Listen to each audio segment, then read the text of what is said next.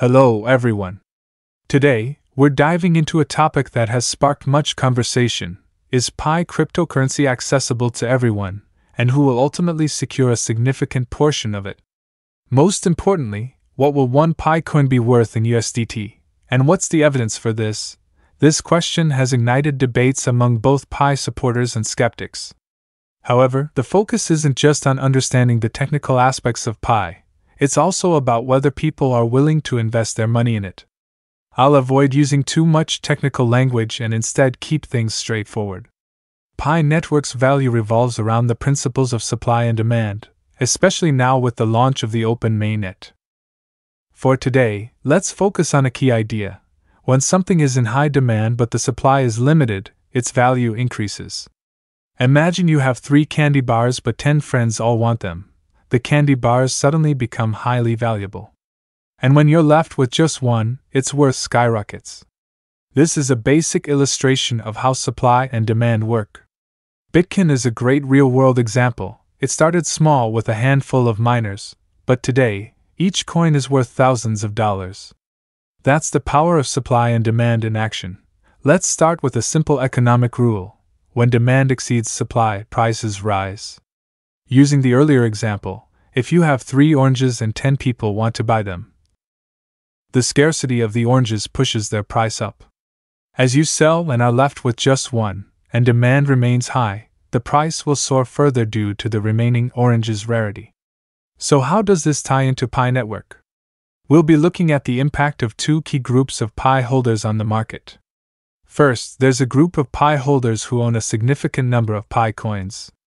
These are the long-term miners who have been actively mining Pi for an extended period. Their dedication to the Pi network is clear, and rather than spending all their Pi, they opt to lock some of it away for future use. They believe in Pi's potential and are confident in its long-term value. Next, we have the recruitment champions. These are the people who have referred many others to join Pi network. They understand Pi's future value and also choose to lock away a portion of their Pi to use later. These individuals help drive Pi's growth and typically lock up at least 50% of their Pi for 1 to 3 years, keeping a smaller portion for immediate use. Now, think about the future of Pi network. For Pi to succeed, active trading is essential. But what if Pi wasn't available on exchanges? Could that limit its growth? A crucial question is whether it's necessary for Pi to be traded on exchanges to ensure its continued progress. Are you one of those who will help keep the Pi market active by trading?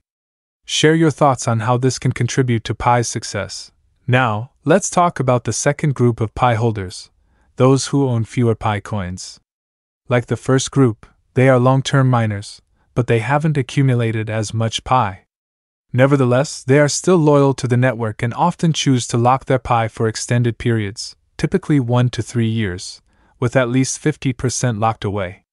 Another subgroup, made up of smaller Pi holders, might only lock a small portion of their coins, less than 25%, or none at all, often for shorter periods. These individuals are usually more focused on short-term financial gains and may not fully grasp the bigger picture of Pi network or cryptocurrencies. When we look at the statistics, around 25% of Pi holders in each group lock up more than 50% of their Pi for 1 to 3 years. This means that about 75% of the total Pi supply is locked away in the early stages, leaving only a limited amount circulating on the market.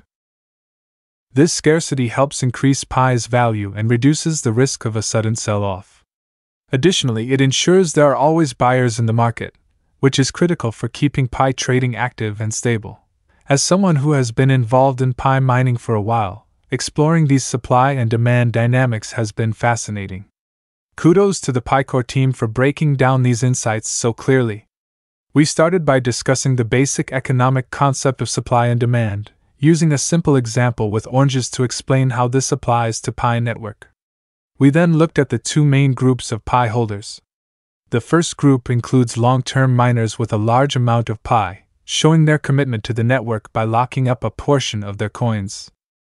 The second group, the recruitment champions, has helped grow the Pi network by bringing in new users and also locks away a significant portion of their Pi for future use. Finally, we considered the second group of miners who own fewer Pi coins but remain dedicated to the network.